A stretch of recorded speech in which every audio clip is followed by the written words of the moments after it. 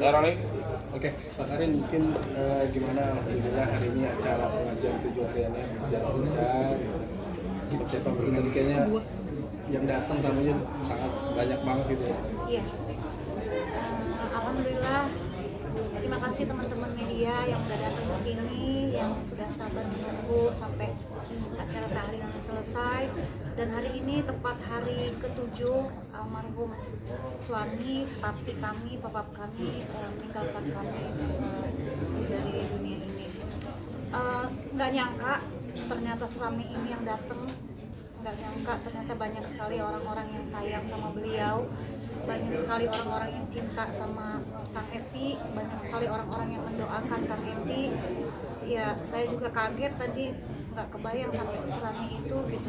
Tapi alhamdulillah ada aja, semuanya dipermudahkan, semuanya dilancarkan. Tadi rangkaian acara sendiri doa tahlil gitu aja. Iya, rangkaiannya tadi seperti yang kita lihat tadi, ada doa tahlil, ada ya sambutan sedikit dari anak-anaknya almarhum Adi, Akodrat, Q gitu. Khususnya untuk warga di sekitar sini, karena memang kita nggak tinggal di rumah ini, pulang ke rumah ini ternyata kemarin membawa ternyata hari terakhirnya beliau, membawa jenazahnya pulang ke sini, yang seharusnya tadi kita akan tinggal di sini bareng-bareng, menikmati sisa-sisa hidup kita, mungkin sisa-sisa di masa tua, pengen di sini, tapi ternyata pulangnya dengan keadaan seperti itu. Tapi ya sudahlah, memang Allah sudah menggariskan harus seperti ini, ya semuanya harus dijalani, harus terima, harus ikhlas. 7 hari ini melewati, selama 7 hari ini sama anak-anak tanpa ada beliau seperti apa? Iya, nggak tahu ya. Selama 7 hari ini kita tuh jarang ketemu ya, semuanya sibuk gitu. Jadi kayak Kang Epi tuh almarhum tuh kayak udah mengatur semuanya. Nanti pokoknya kalau papi kalau pergi, kalian harus bareng-bareng. Adi, AA, Q, kalian harus bersatu, harus, bukan berarti kita ada permasalahan ya, karena memang kesibukan gitu, tapi kita jadi lebih hangat, kita jadi lebih dekat, kita jadi teman curhat, apa-apa kita pasti sharing, ini gini gitu. Jadi ya artinya kita makin bersatu sejak kepergian, tapi ya makin bersatu.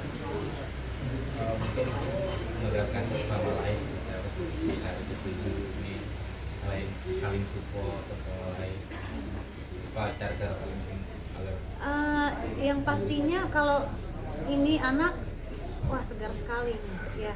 Adi, AA, Kodrat saat di rumah sakit, saat beliau menghembuskan nafas terakhir, saat sakaratul maut juga kita ada di situ melihat.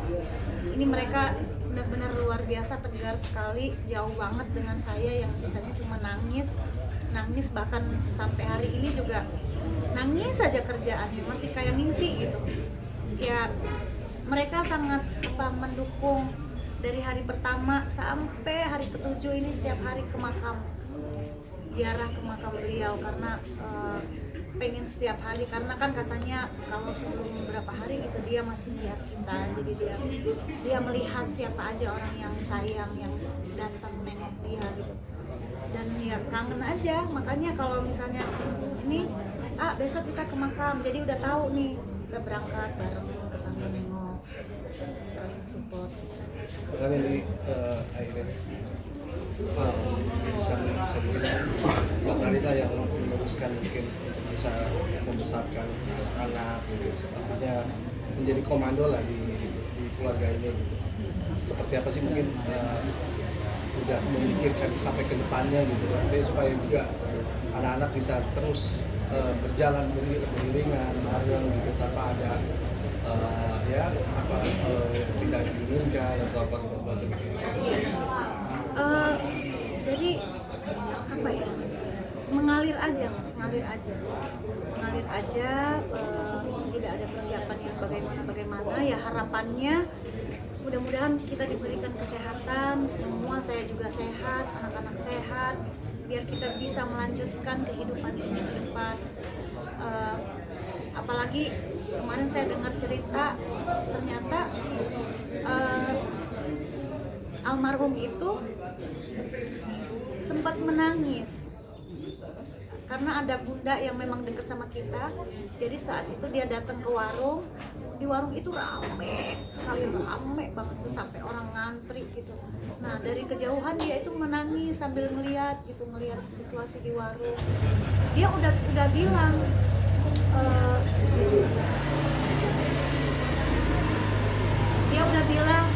saya bahagia bun, saya bahagia melihat bunda tersenyum melayani para pembeli, melayani tamu gitu. Kalaupun waktunya saya dipanggil mungkin saya sudah lebih tenang. Jadi dia kayak sudah meninggalkan sesuatu gitu. Karena ya selama ini harapannya kan dari hasil kerja dia sebagai sosok bekerja di dunia entertain gitu, bisa menafkahi anak istri. Tapi ini dia ngasih warung kecil itu kayak meninggalkan ini loh buat bekal kalian gitu. Nah, tinggal sayanya bagaimana untuk menjalankan amanah beliau. Apakah bisa terus? Dia tuh bilang gini, Bun, nanti warung tuh kayak rumah makan ini loh Bun, namanya masih harum gitu, orangnya udah nggak ada gitu. Kalau bisa ini begini Bun, selalu ngomong gitu. Jadi ya saya pastinya akan bekerja keras karena saya masih punya anak yang masih akan tetap mengejar pendidikan, sekolah. Kita harus hidup, harus makan, harus tetap bertahan dengan kondisi apapun, dan ya saya akan menjadi tulang punggung untuk anak saya selama saya masih sehat. Sejauh mana sih baru mempersiapkan masa depan masing-masingnya? Kayak kan kalau kita di sekolahnya sendiri nanti mungkin memiliki yang sama kayak dia jadi sutradara di film dunia seniman. Sejauh mana sih mungkin persiapan untuk masa depan masing-masing dari Persiapan dari saya atau dari Kang Epi? Dari Kang Epi sendiri, persiapkan masa depan masing-masing sendiri. Persiapannya pastinya ya kalau dia tuh apa ya, orangnya tuh nggak mikirin nabung, nggak mikirin apa, berjalan aja gitu. Ya alhamdulillahnya kita dengan dua karakter yang berbeda. Jadi saya pada saat beliau masih ada, kita berusaha semaksimal mungkin ya pastinya menyisihkan sedikit rezeki, karena kan kita nggak akan sehat terus, nggak akan dikasih rezeki terus. Jadi memanage apa yang dulu sudah kita dapat untuk bisa dibagi gitu, sudah dibekali ya dengan rezeki yang kami dapat gitu. Dia bilang mudah-mudahan saya sehat, kalau bisa sekolah setinggi-tingginya gitu. Ya sudah kita bicarakan sih waktu itu, sudah kita bicarakan. Oke. Bang Ari mungkin bisa dilurusin nih, mungkin kan selama beberapa belakangan terakhir kemarin publik, netizen gitu banyak yang bilang mereka masalah wasiat gitu, yang kok di almarhum kita dimakamin di Garut, kok malah di sini gitu. Nah ini biar mungkin ditanya dilurusin gitu, supaya tidak menimbulkan kegaduhan ini. Saya sama Kang Epi itu kita kenalan dari tahun 2003, pacaran, ketemu dari pacaran sampai akhirnya kita dipisahkan oleh maut. Kemarin beliau meninggal, itu kita bareng-bareng, jadi hampir 22 tahun.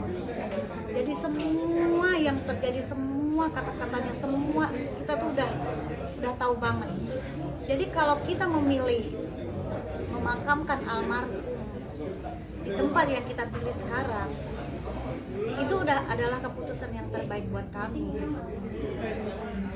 Kalau memang itu amanah beliau, pengen ke sana, kita akan antarkan ke sana.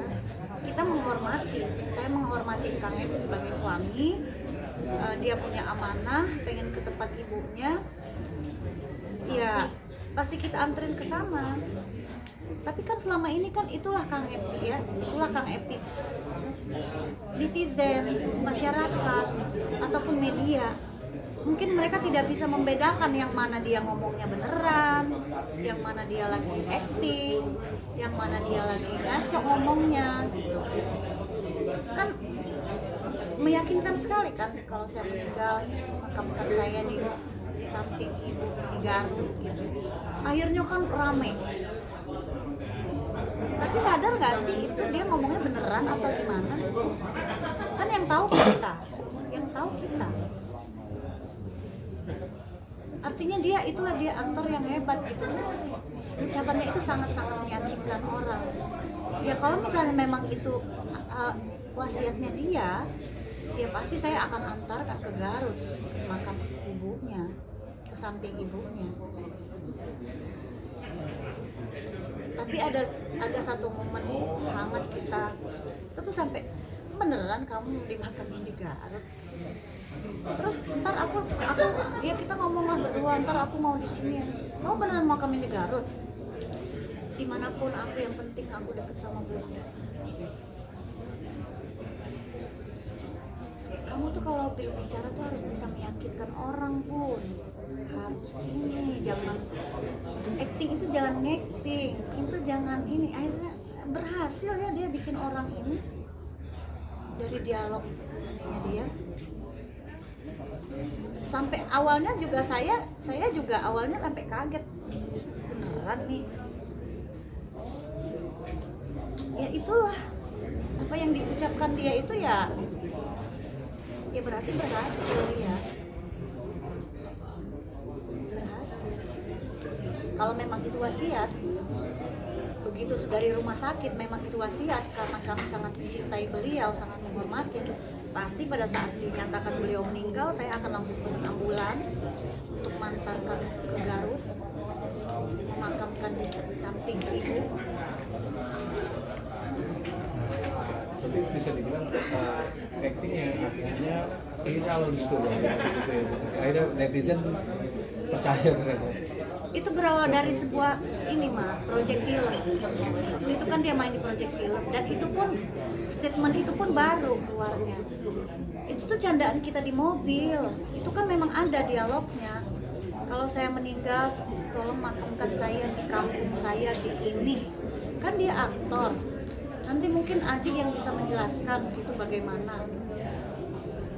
Itu tuh ada Q&A pada saat mungkin tahu film Selepas Tahlil waktu itu. Jadi ada Q&A, pendapat kamu sebagai aktor, sebagai karakter, pendapat kamu sebagai Epy Kusnandar. Wasiat apa yang ingin kamu sampaikan ke anakmu, ke keluargamu, atau ke apa? Ya kan dia aktor ya gitu, imajinasinya kemana-mana gitu. Jadi ya selama ini ribut, istri durhaka, istri tidak ini kan suami ini makanya saya cuma diem, ya udahlah. Kalian yang hanya melihat dari sosial media yang taunya itu ya udah nggak apa-apa.